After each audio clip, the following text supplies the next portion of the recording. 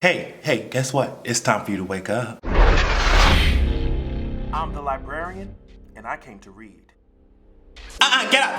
It's time for you to wake up. And when I say wake up, I hope you know it has nothing to do with the time of day. It has to do with your energy. It has to do with your spirit. Wake it up, okay? Because I'm here, I'm back, and it's time to talk. Before we get into it, I will always bring up Patreon. Today, I will be releasing a topic video. If you haven't seen it already, on Tuesday, we will be holding more voting on content. You get the videos first. Go on over to patreon.com/AdrianExpression and check her out. Something else that you need to check out is Pose. Let me tell you something. Pose, I thought Pose was coming back on Sunday, but they apparently moved it to Tuesday. I am so excited. They just released a trailer. It looks just as intense, even more intense than the previous seasons. Sis, I mean, I see the budget. I see the girls done grown up. I see, the clothing is there. The 1990s style is here. Seems like they're going to be dealing with a lot of issues like they always do. Going to have me triggered as hell. Okay, reliving parts of my childhood in certain ways. So I am excited to see it come back. I knew I would love this show, but I did not expect the level of passion that I have for it. I think the actors are just so, I don't know. I love them all. So I cannot wait for it tomorrow. I know it's gonna be great.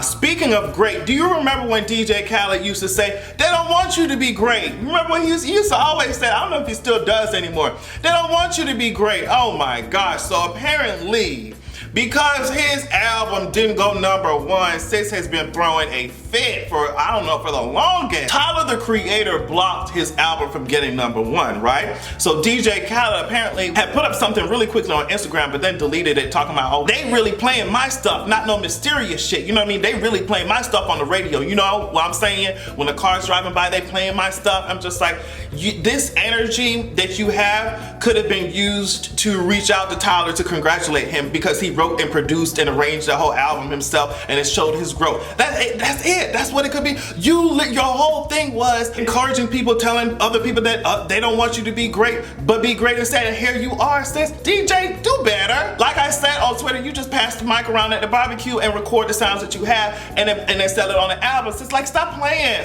So apparently, it made it even worse because DJ Khaled is now trying to sue Billboard. I laughed so hard. This is coming from page 6. We're told Billboard had agreed that it would count downloads from DJ Khaled's energy drink package, which sources in the artist's camp say amounted to more than 100,000 units. But Billboard later said, you know what, sis, we can't count that shit because there's a lot of discrepancy in the data. AKA, girl, what are these phony ass numbers that your ass is over here trying to show us?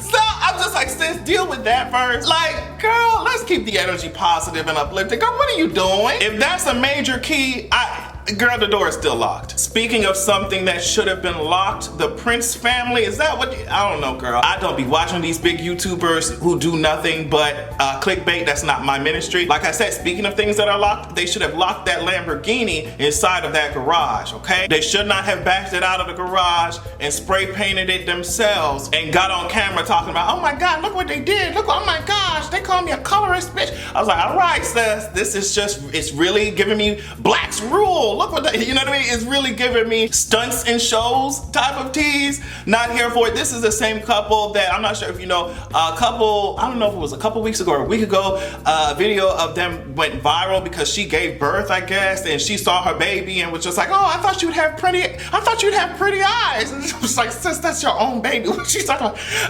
sis the baby had brown eyes. Sis can't even say goo goo gaga, and she already experiencing colorism. She already experiencing bigotry. I hated it. So she got dragged for it. And I guess in order to, do some type of damage control or take people's minds off of that, they went out, they acted like Lamborghini got spray painted with the words colorist on it. They thought they were really doing something, and we really saw right through that shit like we were Nicki Minaj. We're just like, sis, y'all, this horrible ass acting y'all come out here. Let me tell you something. I know, like I said, I know that I am someone who does a lot of their work online on social media, but god damn, girl, what will niggas do for clout? I don't wander into that side of YouTube, but I just thought it was something to bring up just because of that poor child who was born and already getting dragged for having brown eyes. You know, it's just, we have a lot of work to do as a community to get rid of this closeness to whiteness addiction that some of us have still. We gotta get rid of it because it is extra corny. Speaking of corny, girl, Oprah, I'm calling your ass a little corny now, sis. Like, they've been dragging your ass a little bit, Oprah. Now, if y'all do not know, When They See Us has come out, and it's a series on Netflix about the Central Park 5, the timeline, the people, what people had to experience, what the boys had to experience. It so impacted society and the timeline that they had to end up getting Linda Fairstein, who is the prosecutor on that case, who got these innocent boys locked up. They got her ass, they canceled the fuck out of her ass, from her book deals to the boards that she was sitting on at these schools. They got her ass out of there, and she was just holding steady, talking about, well, girl, I can't believe y'all are trying to drag me with over this Netflix series where it's just sensationalized bullshit. Girl, get your ass out of there.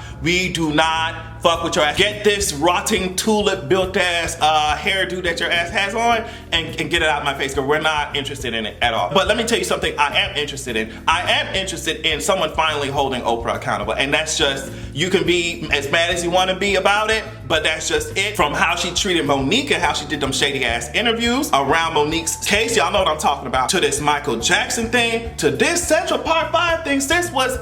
Oprah interviewed the victim of the attacks, and she was right there. She was right there with the rest of the media dragging the shit out of the Central Park 5. She was, okay? So then to see her, and to my knowledge, around that time, she did not interview the Central Park 5. And it's just like, girl, you claim that's journalism, but even after they were exonerated, the media were dragging, Donald Trump dragging, Oprah dragging. So it's just like, how is sis going to turn around now and talk about, oh, let's present your story on Netflix, let's present it to, I mean, sis was credited as a producer on that thing, I think. Also, she was doing this interview with them so that they could tell their story. It's just like, this wishy-washy, weird, shady shit that Oprah does, she be moving like a snake, bro. Like, yeah, I want to know what y'all think about that shit. I know that there's going to be a lot of people uncomfortable with what I'm saying, but sis, you got to look at the facts. Like, sis has been moving shiesty, like, for the longest.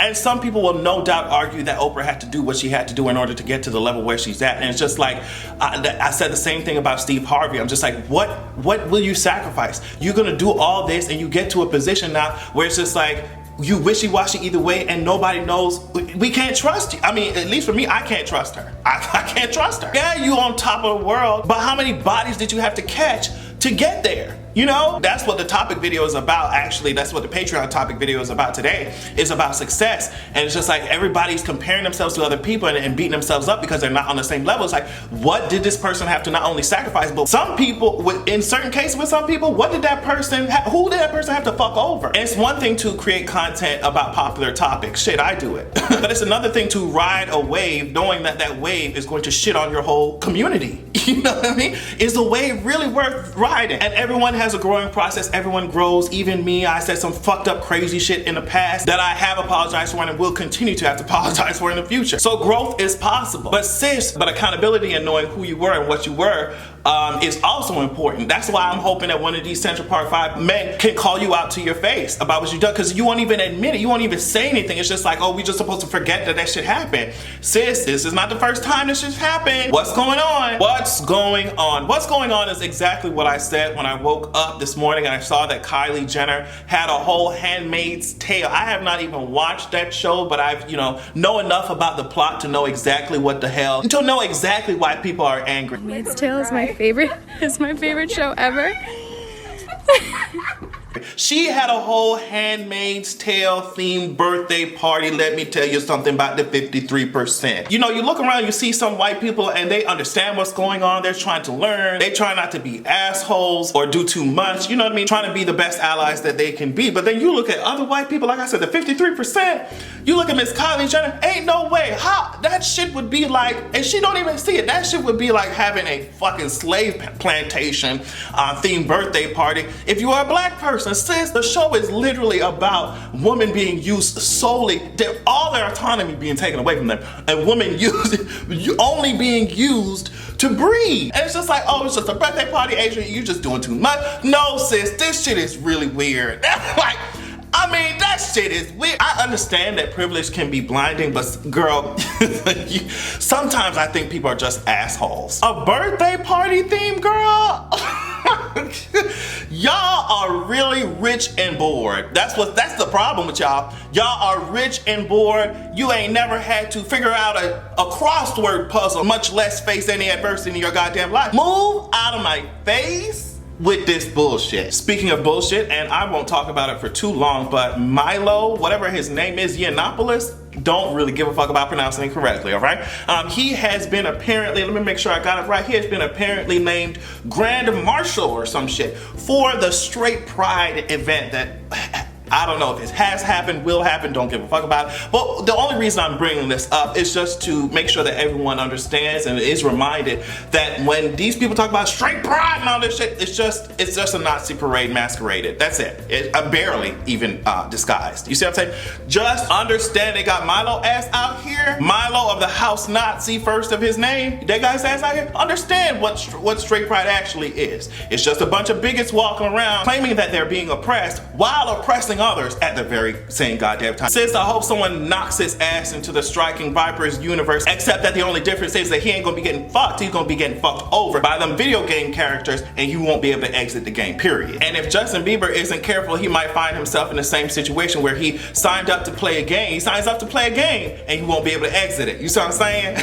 So today I woke up and Justin Bieber tweeted this. I'm just like, sis, he's talking about, oh, I wanna fight Tom Cruise in the ring, and if he rejects it, that means that he was scared and he will never live it down. Let me tell you something, Justin Bieber, there's something about me where I just like, you know, you gotta pick your battles, sis. Tom Cruise been jumping off of airplanes, parachuting, beating hoes up, doing his own stunts, and your ass has been doing what?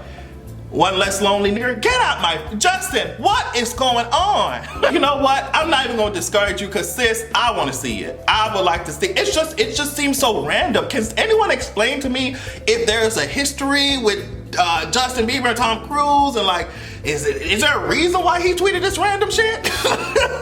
Sis, sit your ass down. Sit your ass down. So lastly, I wanted to talk about Taraji P Henson. She recently went up in front of the Congressional Black Caucus Emergency Task Force on Black Youth Suicide and Mental Health. Now, I would suggest you watch the whole thing, like her whole opening statement is, I think it's like 6 minutes long. It was so well done, and it really highlights the issues that we are facing in this community. She talks about everything from normalized gun violence in schools with kids. She talks about the fact that kids as young as 5 years old, and that's what really like shakes her, and you can see her get super emotional. Young kids as young as 5 years old contemplating, you know, whether being alive is even worth it. She talks about how the black community has always been told to just pray these issues away, pray these mental health issues away. Meanwhile, they're not going away, okay?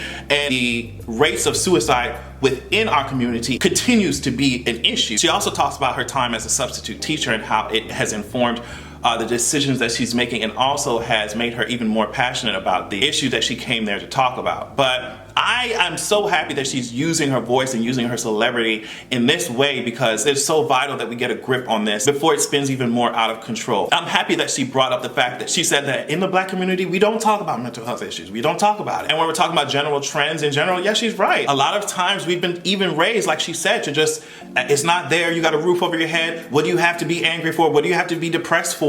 You got food to eat, you know, and that type of rhetoric does nothing but diminish what people are going through and what kids are going through. And she says she sees it firsthand and she wants to change it. But I was just so happy to see that issue being brought up specifically, and the way in which she spoke about it so passionately. Thank you so much, Taraji, for using your voice. It will encourage so many other people to do the same. On that note, I want to thank your boyfriend so much for watching, because he's the one who makes sure that I have a good goddamn evening.